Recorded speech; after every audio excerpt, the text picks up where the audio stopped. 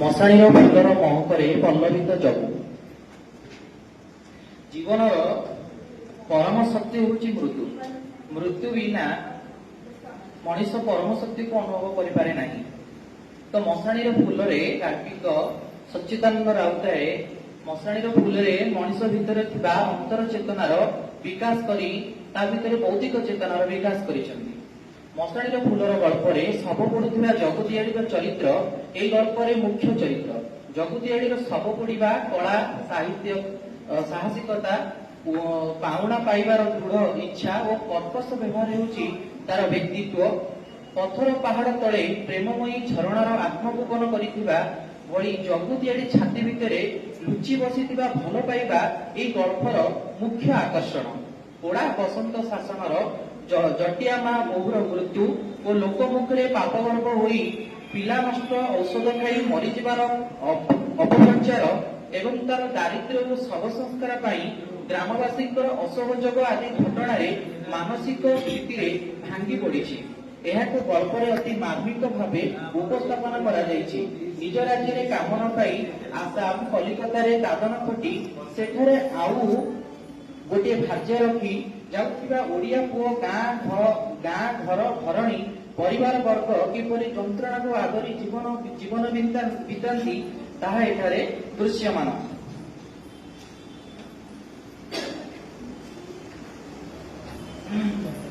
ବିଷୟବସ୍ତୁ ଜୀବନର ଆରମ୍ଭ ଏନ୍ତୁଡ଼ିଶାଳରୁ ଏବଂ ଶେଷ ହୁଏ ମଶାଣିର ନିଆଁରେ।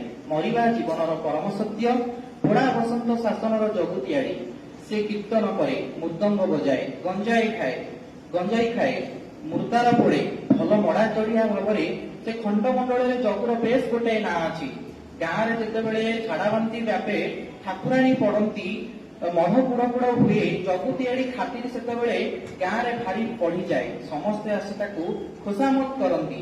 ସଧବା ସ୍ତ୍ରୀଲା ମଢା ହେଲେ ଜଗୁ ଟିକେ ଲାଭ ବେଶୀ। ପିଲା ଘର ହୋଇଥିଲେ କାନର ନୋଳିଟା, ମଲକଢିଟା କିମ୍ବା ନାକର ଗୁଣାକା, ଆଉ ନଥିଲା ଘର ହୋଇଥିଲେ ଗୋଡର ଆଙ୍ଗୁଠିର ରୂପାମୁଦିଟା ଜଗୁକୁ ମିଳେ। ଆଶ୍ବିନ ମାସର ରାତି ସଞ୍ଜବେଳୁ କେମିତି ଟିକିଏ ମେଘୁଆ ହୋଇଛି। ଗାଁ ଭିତରୁ କାନ୍ଦଣା ଶୁଣିଲା। ଜଟିଆ ମା ବୁଢୀର ବୋହୂଟି ମରିଯାଇଛି। ଜଗୁତିଆଳି ଗୁମ୍ ହୋଇ ସବୁ ଶୁଣିଲା। ଜଟିଆ ମା ବୁଢୀର ସଂସାରରେ କେହି ନାହିଁ। ଶାଶୁ ବୋହୂ 2 ଜଣ। ପୁଆଣୀ ହେବାର ମାସକ ପରେ ପୁଅ ଯାଇଥିଲା କଲିକତା ଟଙ୍କା ରୋଜଗାର କରି। 3 ବର୍ଷ ହୋଇଗଲାଣି, କିଛି ଖୋଜ ଖବର ନାହିଁ।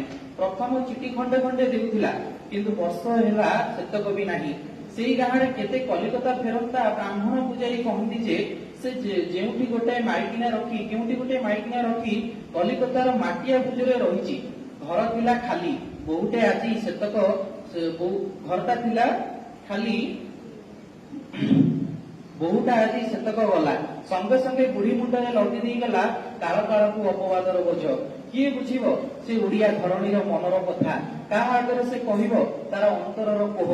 ଦୀପରେ ନିଆଁ ଲଗାଇ ଦେଲେ ଦୀପ ଯେପରି ନିଜକୁ ଜାଳି ଜାଳି ଅନ୍ୟକୁ ଆଲୋକିତ କରେ, ଗୋଟିଏ ନାରୀ ତା ଜୀବନର ପ୍ରତିଟି ମୁହୂର୍ତ୍ତ ଅନ୍ୟର ସୁଖ ଓ ଶାନ୍ତିରେ ସମର୍ପି ଦିଏ।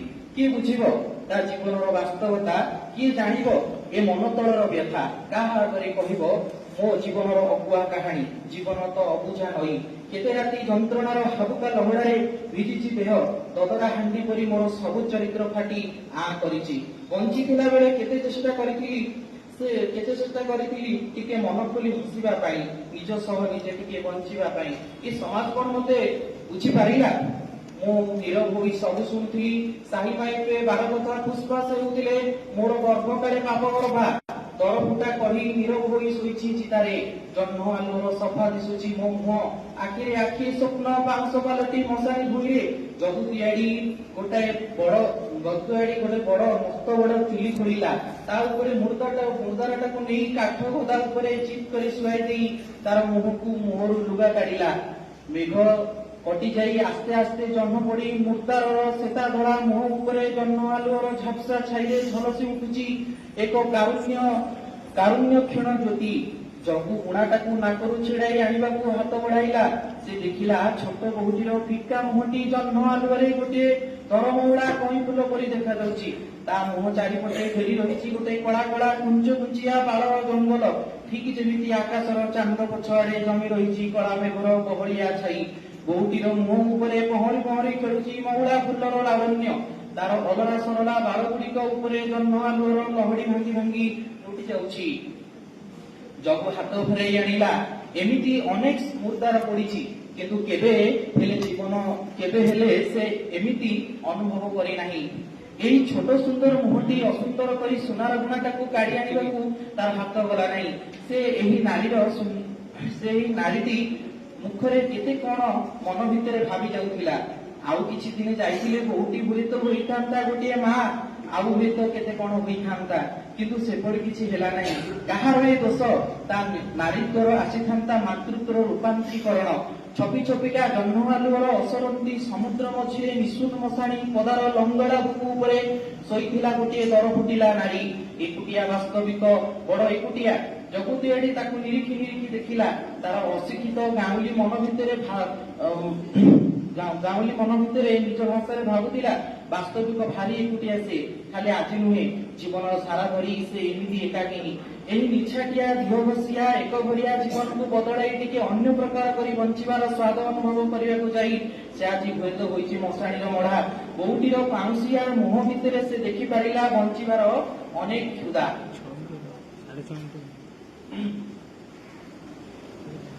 କ୍ଷୁଧା, ଅସନା ଅନ୍ଧାର ହାଡ଼ ପାଉଁଶ ଅଙ୍ଗାର ଜୁଇ ଭିତରୁ କେମିତି ଗୋଟାଏ କଚା ସଡ଼ା ଗନ୍ଧ ପବନରେ ଭାସି ଆସିଲା। ସଙ୍ଗୀ ଭାଇମାନେ ଜଗୁର ଉଦ୍ଦେଶ୍ୟରେ କରି କହିଲେ, ତୁ ଦୋଚାରୁଣୀର ଅଳଙ୍କାର ଗୁଡାକ ତୋର ବଡ ଅମଙ୍ଗଳ ହୋଇଥାନ୍ତା। ଦେଖୁନୁ କେମିତି କଲବଲ ହୋଇ ମଲା। ନିଜ ପେଟର ପିଲାଟାକୁ ଯେ ମାରିବାକୁ ଯାଉଥିଲା, ନିଜେ ସେ ମରନ୍ତାନି? ନାଇଁ ଧର୍ମପଣ ନାହିଁ? ସେଇ ଜଳନ୍ତା ପାଉଁଶ ଭିତରୁ ଆଖି ବୁଲାଇ ବିରକ୍ତ ହୋଇ ଜଗୁ କହିଲା, ଥାଉ ଥାଉ, ଅନ୍ୟକୁ ବିଚାର କର ନାହିଁ। ମଣିଷ କଣ ମଣିଷକୁ ଠିକ ଭାବରେ ବୁଝିପାରେ?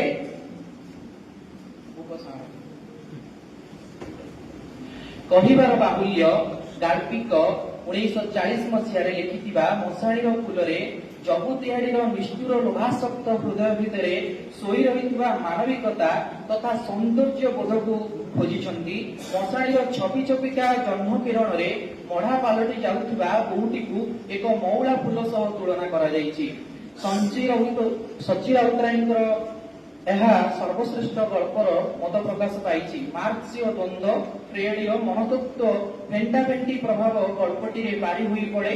ବାସ୍ତବିକ ମାନବିକତାରେ ମହିମାମୟ ମଶାଣିର ଫୁଲ ଆମ ମନ ଭିତରେ ଏକ ଅପୂର୍ବ ଦିବ୍ୟାନୁଭବରେ ମ୍ଳାନ ଫୁଲଟିଏ ପାଲଟି ଯାଇଛି। ମଶାଣିର ଫୁଲ କହିଲେ ମଶାଣି, ଯାହା ମୃତ୍ୟୁ, ଶୋକ ଓ ନୀରବତାର ପ୍ରତୀକ।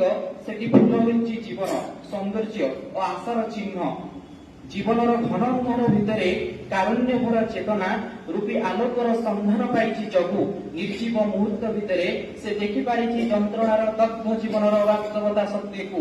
ପରିଶେଷରେ ଏତିକି କୁହାଯାଇପାରେ ଯେ ଗାଳ୍ପିକ ଜଗୁର ନିଷ୍ଠୁର ଓ ପାଷାଣ ହୃଦୟକୁ ଏକ ମଶାଣିର ପୋଡ଼ାଭୂମି ସହ ତୁଳନା କରିଛନ୍ତି। ପ୍ରତ୍ୟେକ ମଣିଷର ଅନ୍ତରରେ ନାରାୟଣ ବିଦ୍ୟମାନ।